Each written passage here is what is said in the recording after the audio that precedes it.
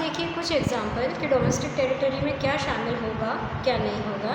In Indian company in London, Indian company है but वो काम कहाँ कर रही है? लंदन में।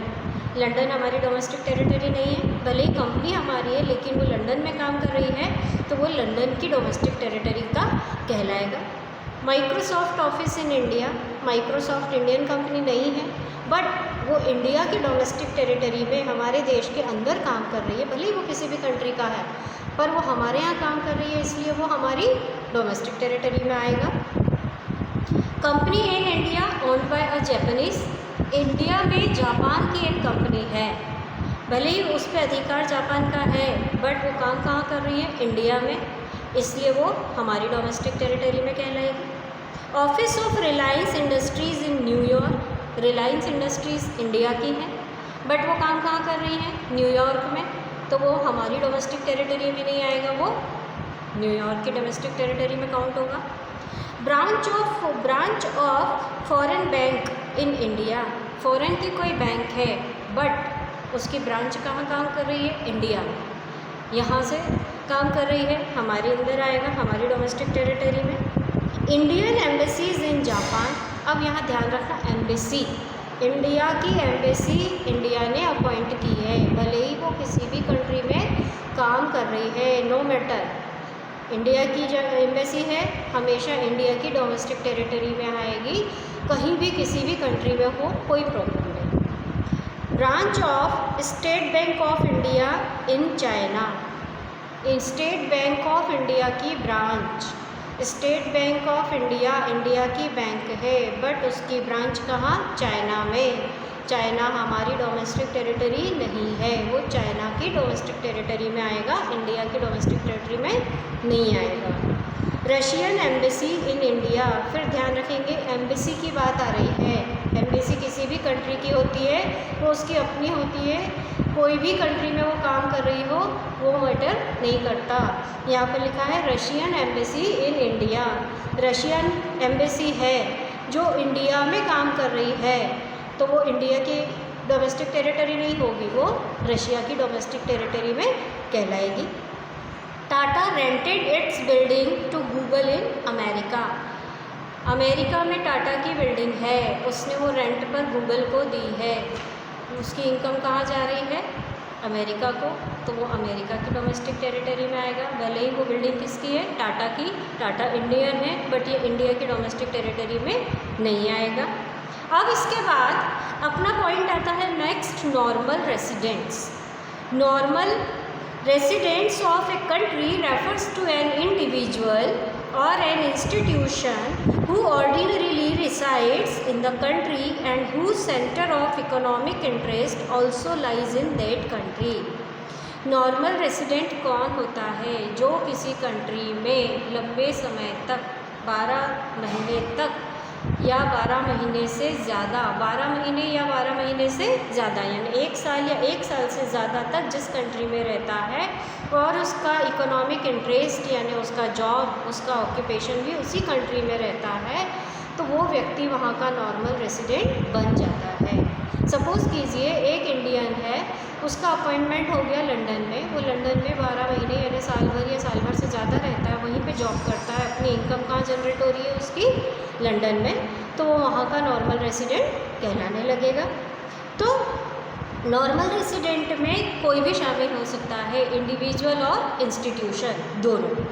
Centre of economic interest implies 2 things, क्या मतलब हुआ? Centre of economic interest means उसका जॉब, उसकी इनकम जनरेट होने वाला प्लेस।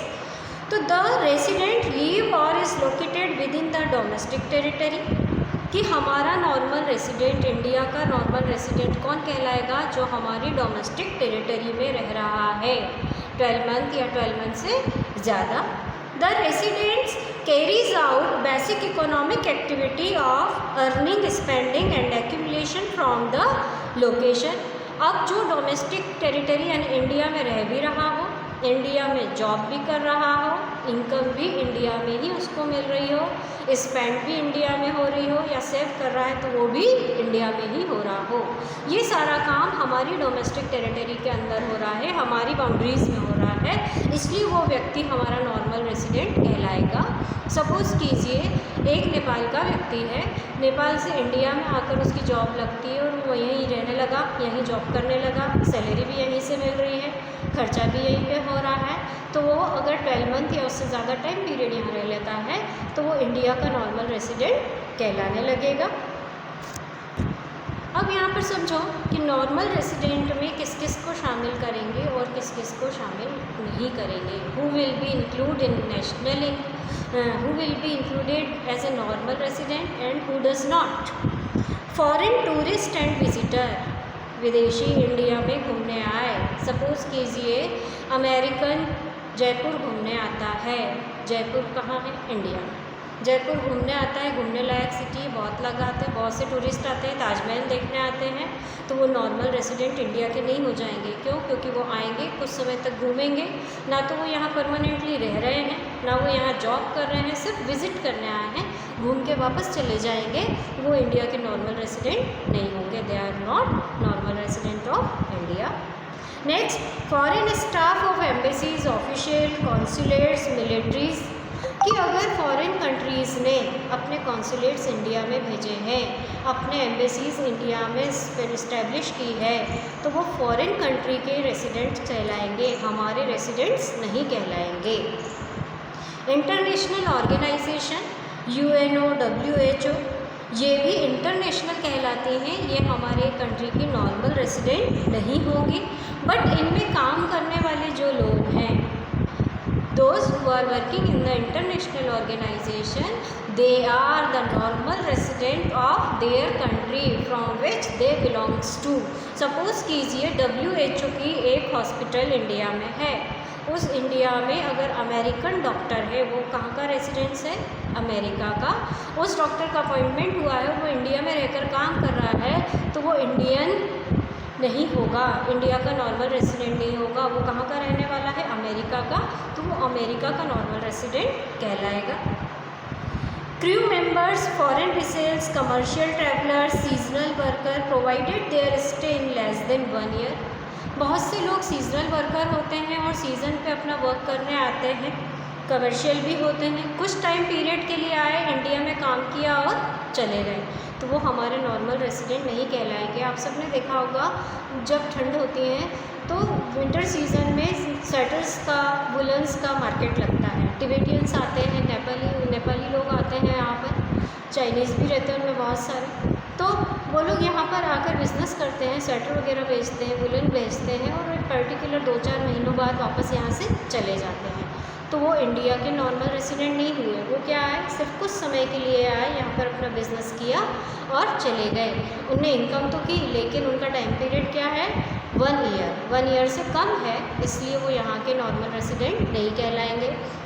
ऐसे ही बहुत से होते हैं बॉर्डर वर्कर, जो रहते दूसरी कंट्री में हैं लेकिन उनका जॉब यहाँ है, तो वो डेली सुबह आते हैं जॉब पर, काम करते हैं और शाम को बाद में वापस अपने घर दूसरी कंट्री में चले जाते हैं, तो वो हमारे नॉर्मल रेसिडेंट नहीं कहलाएंगे। सपोज़ कीजिए इंडिया और पाकिस्तान की बाउंड्रीज मिली हुई हैं, पाकिस्तानी कोई व्यक्ति है जो इंडिया में आता है, पूरा ऑफिस टाइम रहता है इंडिया में, ऑफिस टाइम ऑफ होने के बाद वो वापस पाकिस्तान चला जाता है, तो वो नॉर्मल रेसिडेंट कहाँ का है? पाकिस्तान का।